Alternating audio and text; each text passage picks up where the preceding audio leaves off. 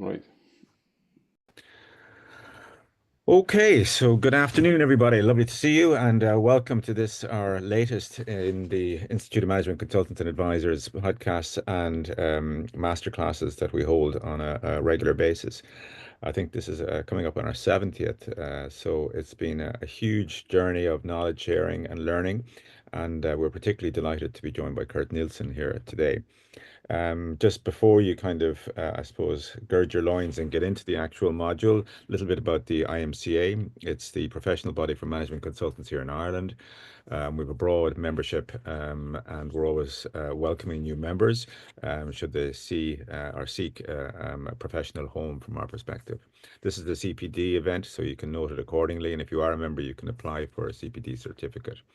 To that end, I know it's not me you're here to see. So from that perspective, we are, as I said, delighted to be joined by Kurt. And Kurt is globally known, I think, at this point in terms of the whole area of education, CPD, and coaching people and companies in that specific area of agile and lean leadership. As we're a rugby country, the fact that you are a Scrum and Servant Leadership Master is always very helpful from our perspective, because we do like an odd Scrum, and particularly those from Munster are particularly favourable to it. On top of that, however, in fairness to the broader spectrum of your colleagues in terms of the Agile Lean House, you develop and you build online collaborative platforms, for example, and your goal really is to share knowledge and provide answers and solutions to people that may be looking for them.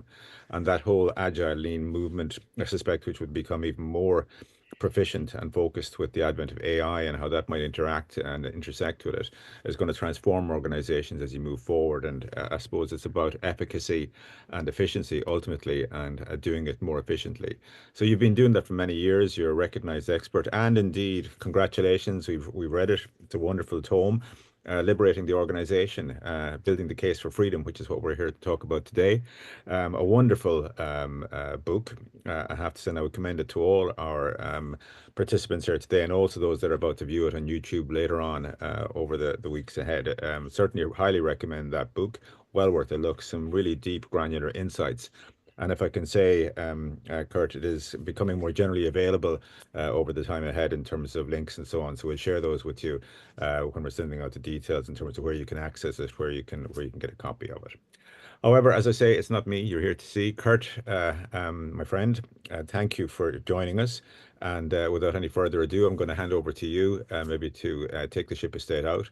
What we might do, folks, because a lot of people have registered for this, but they are going to watch it afterwards. So if you have any questions, maybe put that into the chat box and we'll pick that up along the way.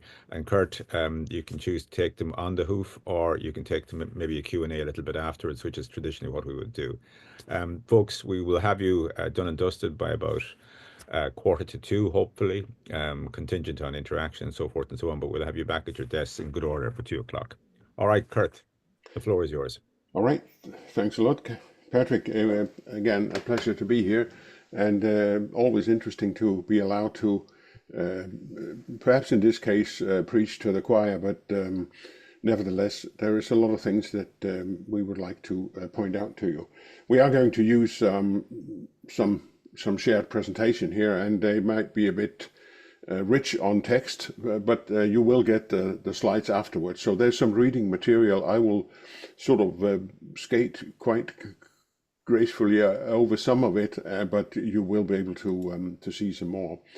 And it's correct that, as Patrick pointed out, that we've been at this for quite a while, and I'll get into a little bit of that, but not too much, because after all, this is so long time ago that it's probably goes into the territory of organizational archaeology. So I would rather start immediately and just sharing a screen with you so that so we can get going. And yeah, it's about freedom, engagement, and responsibility, and we'll talk more about that as unfolding circumstances in 2025 will show to us that it's become even more important to preserve the spirit of that, I believe. So we're here today with this workshop. Here's a picture of the book that we briefly will be talking about. but you will get some links where you can see the table of contents and some more specifics about it. First of all, just very quickly, my trajectory started about 20 years ago during a consulting gig in Denver, Colorado, where I stumbled upon everything Agile, Lean, and in particular Scrum. And of course, I didn't even know that Scrum was a term from rugby at the time, but there you have it. And I got very excited about this because I'd been the CEO of a couple of companies, and this was a whole different way of leadership. In fact, leadership instead of management. And it was contrary to many of the things that my auditor, my chairman of the board, my bank, everybody told me how to treat people and how to work with people. I got very excited about it. I come from also like Patrick, from the western part of our country, and we are not supposed to get excited out there. We are sort of very dour people, potato farmers and the like. And I got excited and I pivoted and changed and became a certified Scrum trainer and has been working for that in that capacity and extended into Agile Lean leadership. So for the book, we did some research. We did a lot of interviews. That's how I met Patrick, by the way. And some of the discoveries we have concluded after all those interviews is that the current hierarchy that we see in companies, the pure financial management and the bureaucracy just doesn't work anymore in today's volatile environment, at least many places. It's not enough anymore. Online work, remote work, hybrid work definitely have some opportunities, but also some challenges that people are very, very vocal about. And people are starting to see consequences and say, oh, we need to discover a new way. How can we ever get to trust people if we only meet them online, for example? Then across most of the countries I've been talking to, the younger generation present a new kind of challenge. They have new demands, new desires, and quite a lot of sort of slightly grey-haired managerial types say we don't know how to deal with it. And they want purpose, relationship, autonomy, and mastery, and they want to work where they want and when they want, and sometimes also with what they want. And then trust, which is really a key thing that I was surprised to hear from so many sources that people are sorry. They lament, I guess the word is, the decline of trust. We can't do business the same way, neither internally or externally. So based on that, I would say right now, at this moment in history, we really have a challenge here. We need to rebuild people's hope for the future, and also that there is some trust that there can be a better future. How can we operate in this disrupted world? It certainly will mean that we have to move closer together in Europe, especially the smaller nations. We'll have to find out to, I wouldn't say ignore our differences, but live with them and embrace them and work together. And we just have to be a lot faster, especially here. I guess we have been living for quite a while in a zone of complacency where the money was there there was really no urgency. And we just have to become a lot faster if we were going to live up to this.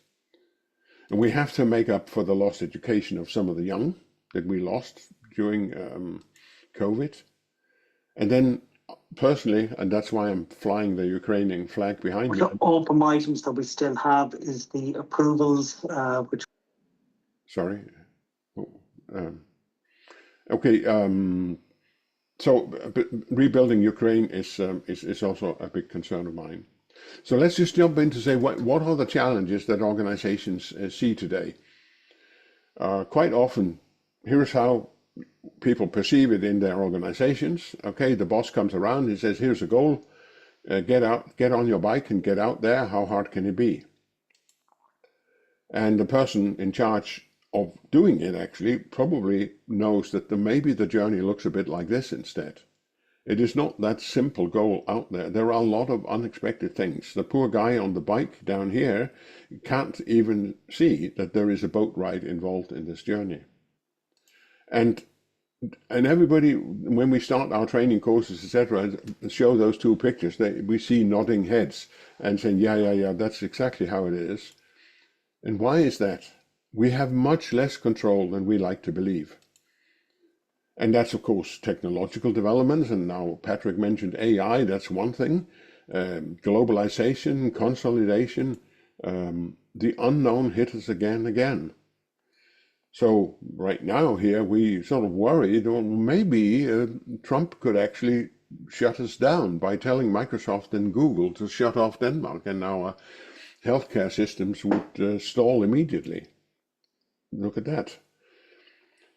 To deal with complex challenges requires engagement from people. We just need all good thinking to be part of it. Everybody has to participate to find effective solutions. However, that is not what we normally see. Instead, according to Gallup, this is 2022, about 77% of the global workforce is disengaged at work. And what does that mean? That means they sort of show up on time, they more or less do what they're told, and they more or less go home on time. But they haven't really engaged all their faculties. About 18% of those people are actively disengaged. That means they're spreading messages opposite of where we're going, should be going. Now that's a big scary number, and Western Europe is actually at an all-time low. We are below Sub-Saharan Africa in engagement. The winners currently are Southeast Asia. Larger organizations seem to waste an awful lot of their resources on stuff that customers don't work. There are no of the beneficiaries that really want what they 50 to 70% is a number quoted by the Standish Group. And according to another research, upwards of 30% of British workers actually has the belief that whatever they do, that doesn't contribute to anything whatsoever.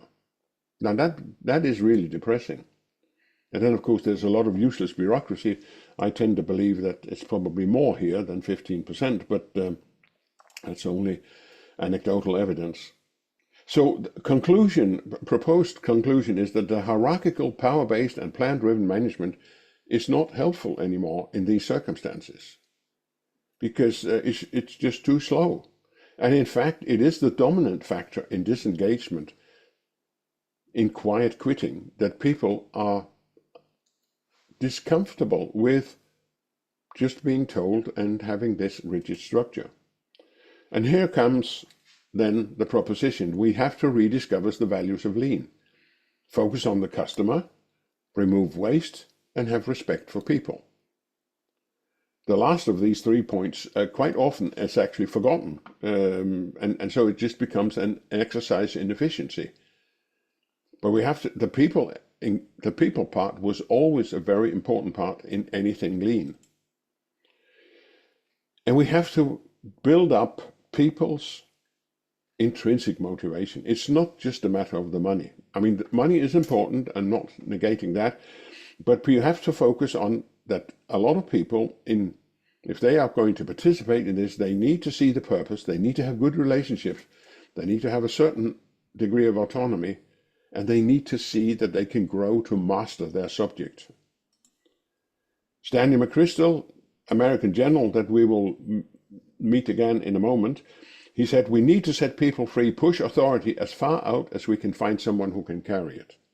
Obviously, we don't want to push it to people who can't carry it, but as far out as we can. One of the heroes that we also base a lot of our work and our book on is W. Edwards Deming. He's long gone, died in 93 at the ripe age of 90 years. But he also talked about preserving the power of intrinsic motivation as the most fundamental thing, instead of sort of de-skilling people in that area. So just to sum it up, this engagement, here's a bit more a drawing from Google, and what it means is that engagement goes directly to the bottom line of practically every key performance indicator you might dream up. So here's comparing the top 25% of the companies or organizations that have high engagement with the bottom 25 measured in engagement, according to Gallup's model, of course. And what you see is that things like absenteeism drop almost 40%. Turnover, people leaving the organization, is dramatically lower, especially in in low turnover organizations, knowledge work, 2/3 less. Shrinkage, people don't steal, they don't destroy things. Safety incidents drop, quality increases, defects, and also on the positive side, customer satisfaction, productivity, and profitability. So there is good and ample evidence that engagement is something to go for if you are concerned about your organization's performance, your bottom line. And most should be that. Now, let me just introduce you something which is very key to what we normally talk about. A sort of mental model of how the work we do is, a cognitive model. And here's Dave Snowden. He's a Welsh academic. He came up with the Cynefin model, so it's Cynefin and not Seinfin. Allegedly, since I don't speak Welsh, it means something like your background or habitat, which you never can fully understand. He's Welsh, so what do you know? But here's what he does. He says the work that we do we can split them up in ordered and unordered things, where cause and effect are known or they're not known exhaustively. Now that's not rocket science. Then he persuades to split it up in what he calls the clear obvious, where sort of any half-wit can see what needs to be done here. We sense, categorize, respond. We can have best practice. And we then have the other half of it, which is complicated. We still believe knowledge is there, but we have to analyze a bit in order to actually get to an understanding and being able to respond. And we have good practice here, depending on the skill sets that we actually have access to. And most schools just teach us those two domains, but that's not enough, he says. Over here, there's the complex, and the complex is where we only have fragmented knowledge, but we need to do something anyway. We have emerging practice. We work with experiments. We probe, sense, and respond. Now, that is actually what our society is more and more like. We might have a much higher content of complexity. Because of that, we need to work differently. We need everybody engaged. We need teamwork. There's a long talk about that, and we'll cut it fairly short here. I just wanted you to see the picture, the mental model of those domains. And of course, there's chaos, which is what Trump currently is trying to throw us into, with some success, we must admit. And we just have to act, sense, respond. It's all novel. We've never seen anything like it. In the middle, we have a fifth domain, according to Snowden, which is confusion or disorder. And that's where we are when we don't know where we are, if we haven't thought about it. And over here, traditional planning works. If we really have stable knowledge, we can do traditional planning. Nothing wrong, nothing evil about that. But if we have a lot of unknowns, we need to work up here. That's where we need to be agile. And if we are down here, that's where we can have radical innovation, when we embrace a certain chaos and lower the constraints and come up with completely new innovation. Wow. At the bottom, we have an unpleasant place, which is called the zone of complacency. That's where we put up too rigid rules in situations where they shouldn't be there, where there is no basis for rigid. Right? And that's where I would have to say we are quite a bit. But we are over-regulated, and in chaos we can drop, in change of circumstances we can drop into chaos. So going back, the reason for what we're doing is that there's much more complexity. Going back to the two pictures with the man on the bike. There is just too much unknown for the classic upfront planning model. So here's the book, and I just quickly want to say about it that, yeah, it's collecting these 20 years here of what we've been working with, training, coaching, consulting, and so on, building systems. And freedom became a point, and it's sort of highlighted, of course, with some of the later events, 2024, but also the whole situation in Ukraine, where we see this rise of totalitarianism. And so that's the reason why we did all of this. The future, the outline of the book follows sort of an exercise that is called the future backwards, where we look at where are we really now? How did we get here? Where would we like to have been? And where would we absolutely hate to have ended up? And given that insight, what should we strive for? What are the objectives? And what are the strategies that we can do to try and move in the right direction? The book is translated to Ukrainian already, so we're getting a lot of traction there. And that is perhaps not surprising. I mean, there's a bunch of people, and I can tell you they have a certain sense of urgency of getting something done. They're not in any zone of complacency. So we're looking forward to working more with them on introducing this. One of the things that we pick on in the book is that we actually take inspiration from the Constitution, the Swiss Constitution. Here's the preamble. And I won't read all of it because you can read it afterwards, but I would like to point out that they say that they regard that they are mindful of their responsibility towards creation. They want to take up the responsibility towards future generations. And they also say that the strength of a people is measured by the well-being of its weakest members. This is actually a pretty strong statement, and I can only sort of subscribe to that and say that's why we're doing it. So what are we proposing to do, really? How should we build an organization? And this is a quick slide that we normally use in these appetizers. And quite often we don't get any further than this slide because then people have tons of questions. Let me just quickly step you through it. So here's what we know, the hierarchy. There's a man at the top, there's some middle managers, there's some gray matter at the bottom where the real work happens. The guy here, he commands another row of people and he has power over these people. And it is power-based. Commands, resources, and control go down. Reports and deliverables go up. It exists for compliance and predictability. And a lot of people will say, how could it possibly be otherwise? It's always been like that. Well, not always, but I do admit that it's quite frequent. So, but the road less traveled, what is that?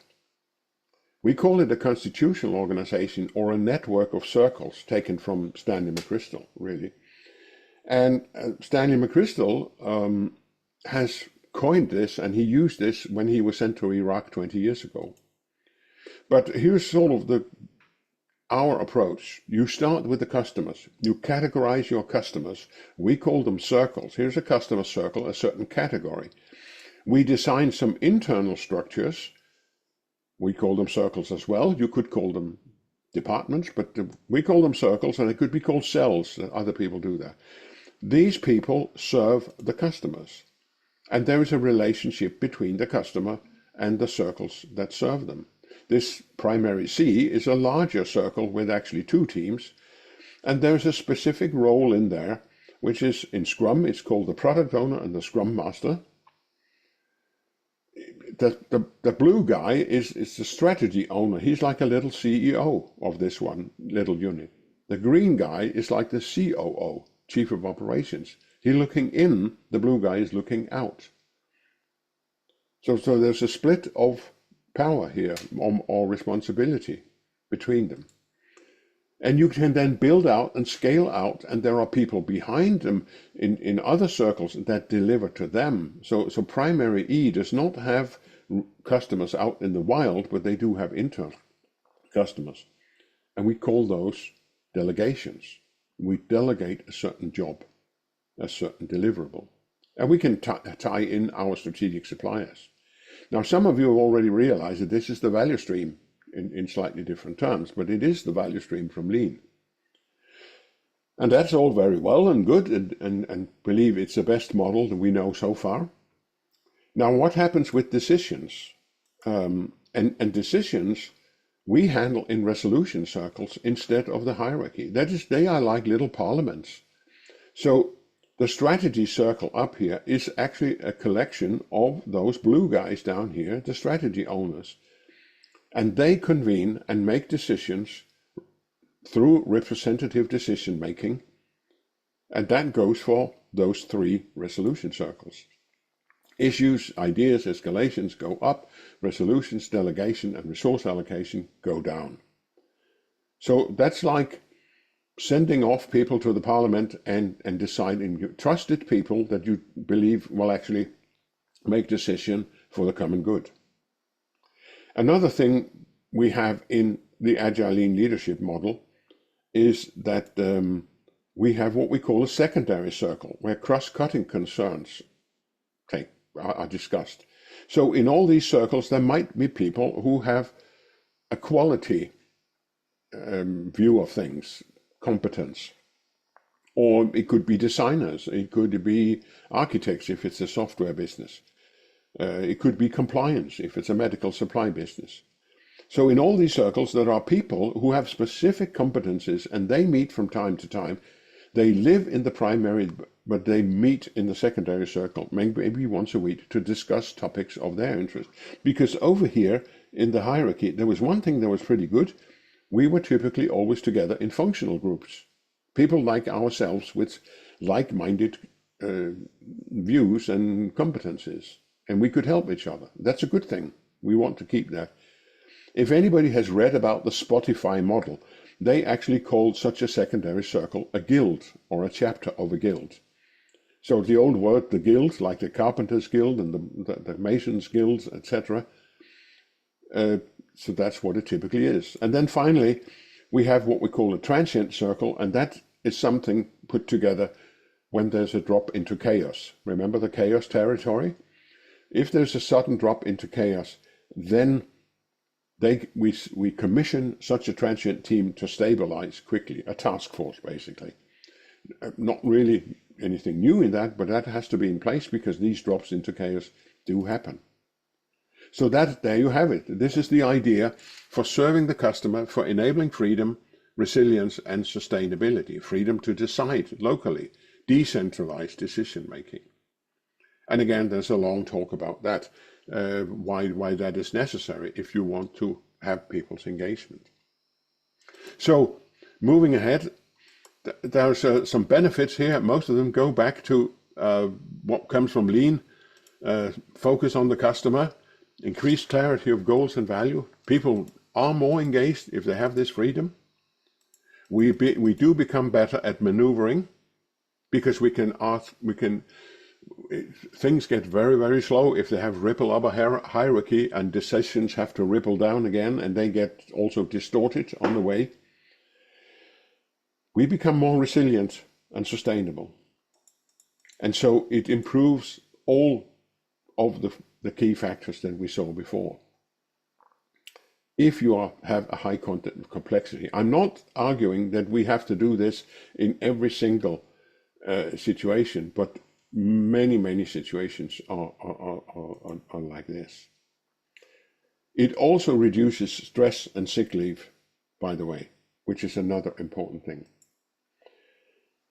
So again, a quote from Deming, but I just want to mention that there are some case stories that you can go and look up afterwards. There is quite a lot. There's not as many as you would expect.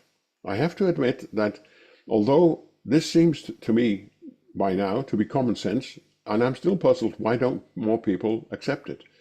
That'll take another couple of hours to explain why I think that is, but there's beyond budgeting where you can find a lot of examples.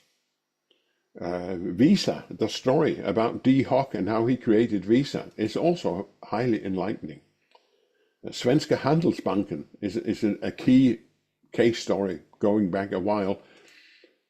And we have some examples from the Danish healthcare system where in one of the cases I have personally also really sort of experienced the difference between an environment where people are engaged and take responsibility, where they were they had a very, very high psychological safety. I was allowed to do a survey there, and it was very impressive. They were the score out of 28 possible on psychological safety was 22.5.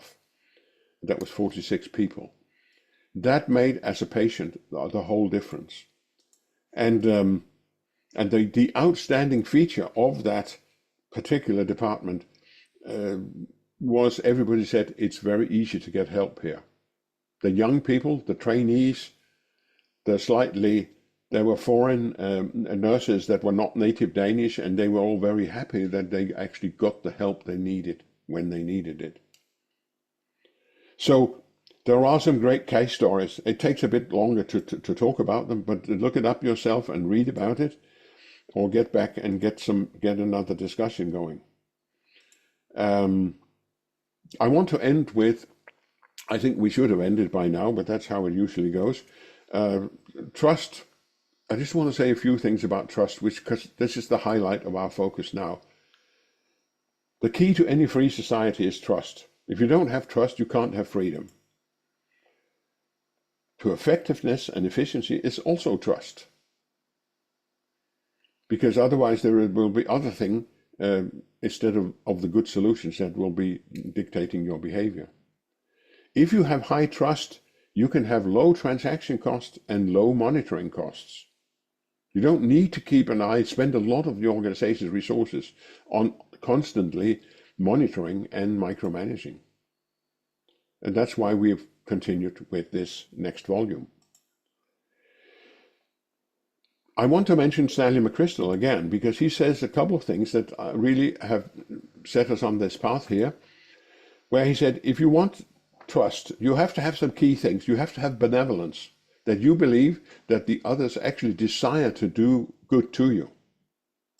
And this is what we've lost in respect with the Americans, for example, right now. Not many Danes believe that we have benevolence there. But the scary thing is in organizations, it's actually only 26% that believe that the other teams are mindful about how their actions impact us. That is scary. So there's room for improvement. So what can you do? Offer help in specific, concrete ways without demanding payment. That's one thing, a very good thing. If you trust others, if I am to trust Patrick to do something that is of significance to me, I have to trust and believe that he's competent. Actually, he can deliver consistent quality. Otherwise, I don't dare to let him do it. That means any team must really strive for excellence. And if they don't, if they fail, which we all do, they must demonstrate immediate concrete steps to mitigate this, or to close the gap, as it says, and be transparent about it. And then we have to have reliability to deliver consistently on commitments. And that's the 3 points that McChrystal talks about. And he says, navigating today's environment of mistrust requires a proactive and intentional approach to building trust. And the reason we are writing the next volume here is that we don't find many writings about this proactive and intentional approach to building trust. That's what we're trying to collect. And I think it's desperately necessary. I will skip the next slide here, because these are just ideas. How can you amplify? How can you dampen trust? You can read it at your leisure on another rainy day, which I understand it is in Dublin. And then I'll just introduce to you a way of, if you have a decision coming up, here's something we want to do. You can use the trustometer, or the trustometer, if you like to call it that. And that's really just an illustration where there are some key things here about positive things about trust and negative things. And then the thing you are about to do, then you try to evaluate it along each of these. The thing we are about to do here, will that actually improve our announcing of intent? Then we're out here, if it's excellent. Will it demonstrate that we show honesty and transparency? And so we continue here, and the more this moves to the right, the more it amplifies trust, and if it's to the left, it dampens trust. But what it does is give you and your team a display, a visualization that can give you a better common understanding of, is this thing we're doing actually moving in the right direction or not with regard to trust. So I'll just give you that as a small useful template to try and create some visibility about a difficult subject, trust. What do we actually believe? So this is a good tool that we use in our work with people. And the score here is 6. So we're definitely on the positive side, but we can look at some of those and say, well, why? Okay, so this actually seems to fairly negative about, it appears that if we do this thing, it will appear as if we're looking at our own needs first and not really looking at others. Okay, what can we do about it? Can we change this intervention or whatever we are planning to be more positive? So I'm done. There is an educational program that we do. There you can see it on our website. Traditional team-based Scrum Master things, product-based things, and then the yellow track is the Agile Lean Leadership, where we also have an executive course, and that's what you have. Summing it up, there are really only 2 ways: either you trust or you control when you deal with other people. And trust is hard. I'm not being romantic about it in any way. It's not Summer of Love 67 in San Francisco. There are people out there to get us. In the power hierarchy, you plan, delegate, monitor, control. In a network of circles, you trust people to self-govern based on respect and trust. And there are only 2 fundamental axioms. People, you do not use force against others. Voluntary interactions, you honor your commitments. And I think with that, I will rest my case. Thank you, Kurt. That was very insightful, and I'm sure I speak for all the participants. Most educational. If you want to come off screen share there, yes. We might have any questions. And I must say, I echo what you say there, based on trust. I mean, it is such a fundamental building block of both society and relationships, both personal and corporate. It is the blood that flows through our corporate and personal veins. And I was taken by what you said in terms of trust is based on competency. I suppose it's also based on lived experience. It's something that's earned. It can't be bought. It's a bit like it's probably the other hand of respect. Trust and respect go hand in hand, and it's one of those rare things that is given and not bought. So it's built up over a period of time. In a corporate perspective, I suppose one of the questions I would ask you have instinctive trust with people, but that's a gut feeling, so that mightn't necessarily always serve you well, and you can be, badly proved wrong. But what's your own instinct in terms of how long it takes to build trust? And then within that, I suppose following up on that, I was taken by your concept of radical transparency. So maybe if you answer the first question in terms of the longevity or the timeline, and then I'll maybe tease out the second question with you, and then we'll open it up to the floor.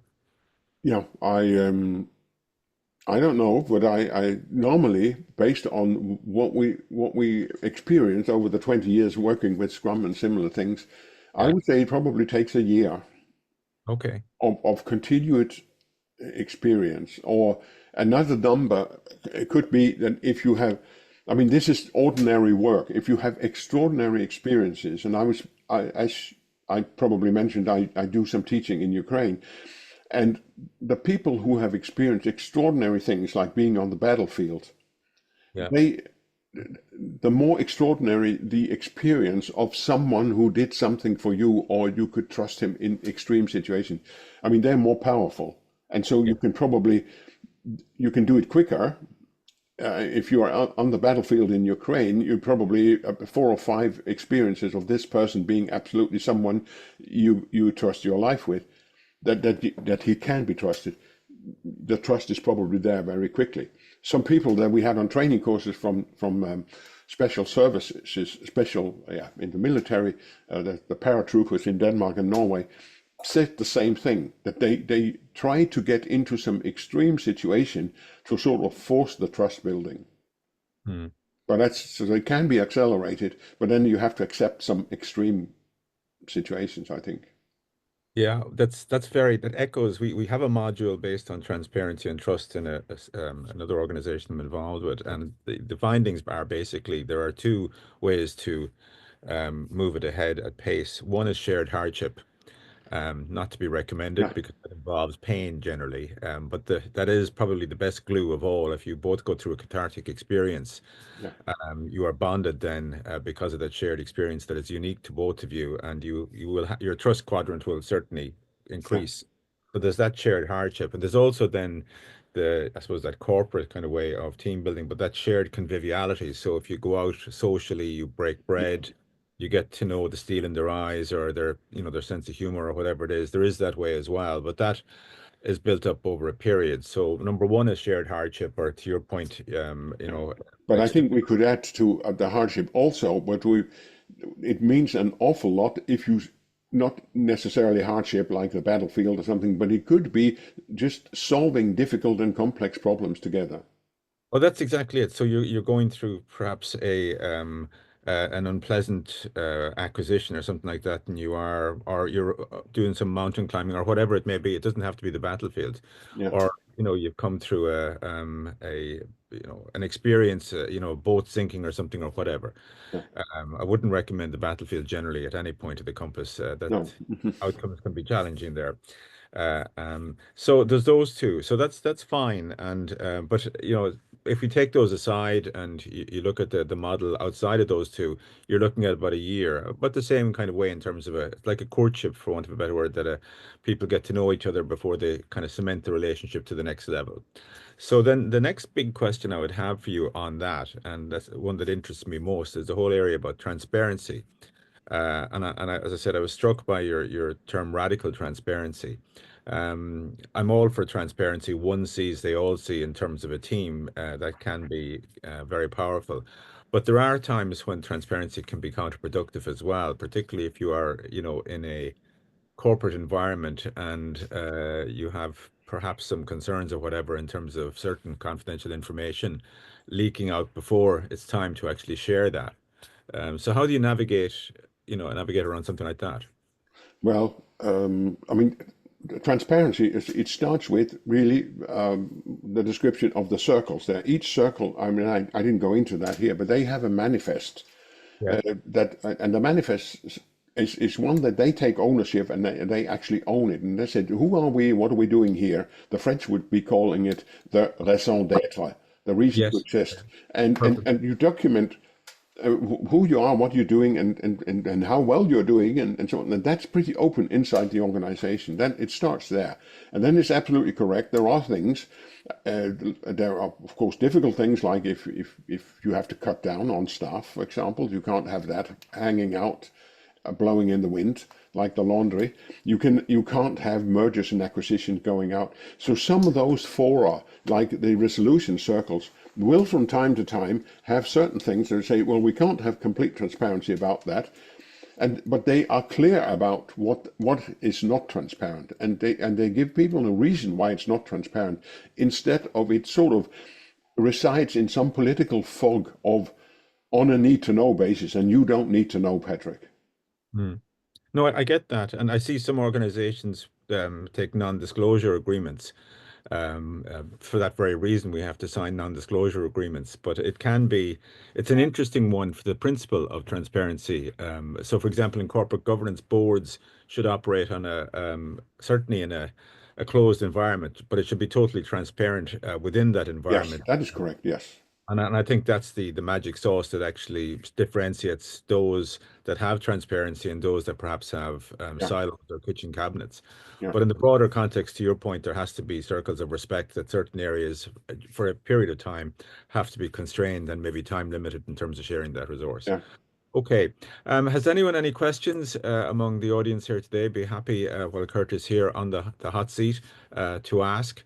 I think, as I say, the work that you're doing is very timely, particularly with if we look back, Kurt, over the last 72 months, the main issue for Europe back in 2019 was Brexit. Certainly on this side, it was Brexit, and the implications of that decision by Great Britain. We were coming to just to deal with that and coming through that. And then in March 2020, along came an unforeseen event, which we hadn't kind of considered. COVID hit us. And that was quite extraordinary, the shock and the speed at which that escalated in terms of how people dealt with it. And people had, globally had to accept the science on that and trust those that were leading them. And because of a lack of trust, there was consequences there in terms of the whole vaccination space. And probably, I'm not political, but there may have been consequences in terms of people losing their lives as a consequence of vaccination and so on, because people weren't vaccinated. But, that the jury's still out on that, and I won't go there. The other issue, I suppose, when we were just getting used to that, we came out of the tunnel of COVID, or almost out of it, and we see, as the flag behind you clearly states, and the dove of peace on the other side, we see ourselves in a European theatre of war, which we hadn't seen, certainly since Kosovo, and that was really kind of a small issue. But World War II would have been, we had hoped in our lifetimes we wouldn't see that. And to your point earlier, we had, I suppose, a false sense of security because of that blanket of security provided by the US. Coming out of that, then just beginning to deal with that, and because a ship runs aground, and was it the Suez of the Panama Canal? There was a whole global logistical shortage on supply chain and logistics as a consequence of one ship going down on us and getting stuck. And then we come out of that and we see, war in the Holy Land, which was unexpected. And, you've referenced already the change in the political establishment in the US and the consequences of that. So to your point, I guess it's an extraordinary moment where we, if ever, needed to trust the people around us and build those bridges. This is that moment of a proving ground. So I echo very much what you said. Kevin Thompson, I suppose, was interested in your concept of circles, and he's put the question in, but I'll read it out. So linking customers with people in the organization is very interesting, Kurt. And have you found any link between this approach and the age or type of organizations? For example, in Denmark and other EU countries, they would have strong enterprise foundations, pharma, brewing, and so on, which focus on delivering public good and connections with community. And we're delighted to see brewing in that, because that's not something we would normally kind of promote in that particular space. But as a country that does a lot of its marketing on Guinness, we would certainly reflect that. And from that perspective, profit is a consequence, not a purpose. Any comments on that? I think in that space there, and I'm not sure of all of that, but I've worked a lot in the pharmaceutical area, and I think what people generally there try to, in different areas here, try to develop new ways of getting in touch with the customers, and that's also upset, because there was a time when we said, all right, we just have to be in all the social platforms. And now we find out that all the social platforms are being doctored. I mean, we can't trust them. And AI opens a whole new one. And I actually see a trend where people are backpedaling and saying, well, the only thing we now know will work is that we have a person who actually more or less goes and visits. So I'd be curious to see what goes on. But if you are committed to serving your customers or your beneficiaries, if you are like a hospital, in a better way, you talk to them. You get in dialogue with them. And that difficulty is then, I would say, a lot of the people, and I am up to about 140 I've interviewed now, they really don't know how to deal with this thing in the hybrid world where, okay, maybe we don't meet people. Or maybe we meet them so infrequently that we can't rely on that trust building we started discussing, Patrick. Yeah. So there's something we have to figure out and see, how can we develop? Is there a new way working online that we haven't discovered yet? I mean, do we need to change our behavior on the screen, move up? I find myself communicating quite differently, where I'm normally a very low-key person, but I'm more or less like an Italian now, waving my hands in front of the camera to trying to get across the meaning. And that's just discovering tactics of actually getting the message across. But how do we build trust in this case? And so I guess that's probably didn't answer the question really, but it was my. I mean, Kurt, it's to your point about, though, we have millions of years of DNA in us, and that's all hardwired for physical contact and white of the eye contact. We cannot, in a generation, because of technology comes, things we're going to replicate that. That's the way we are built, literally from the ground up. So I think it's that, I use the term anatomical linguistics. You can feel free to use that, Kurt. All right, I'll make a note of that. It's body language. Yeah. It's that body language of trust, that you're in a room around a table and you just instinctively know the body language and how that's working. To my mind, yet, maybe it'll come in time, that cannot be replicated in a hybrid environment. So I suppose people are going to have to step back and realize, for important meetings, they have to be in person.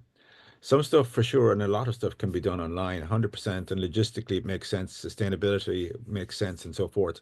But for some meetings and some engagements, you need to press the flesh, see the steel in the other person's eyes, hear the tone of their voice and their body language.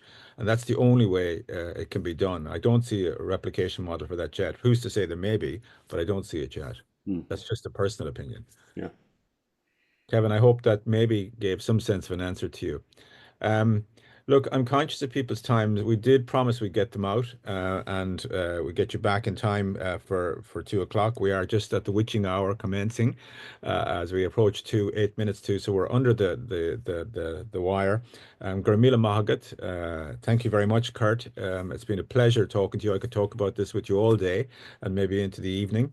And hopefully when you come to Ireland, we will have that in-person meeting with my colleague and president of the Institute, Declan, who's with us as well, and he sends his regards.